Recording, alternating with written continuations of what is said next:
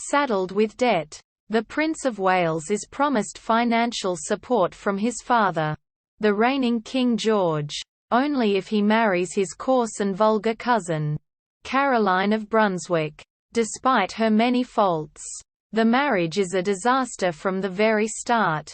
Her efforts to achieve a semblance of grace and majesty fail miserably. And George has no qualms about flaunting his ongoing relationship with Frances Villiers, Countess of Jersey, in front of his wife. The two formally separate after the birth of their daughter Charlotte, and George reunites with Maria Fitzherbert, whom he had wed years before meeting Caroline. The union was considered invalid because it had not been approved by the king and the Privy Council.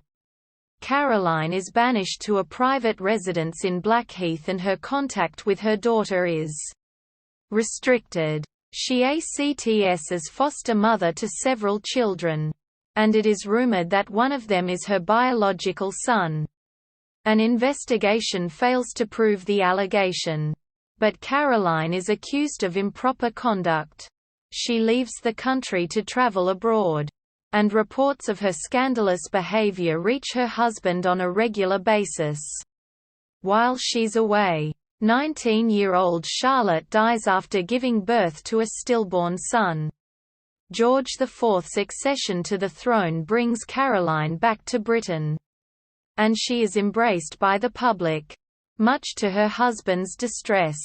He orders his prime minister to destroy her reputation. Efforts to strip Caroline of the title of queen consort and dissolve her marriage by accusing her of committing adultery with commoner Bartolomeo Pergami fail.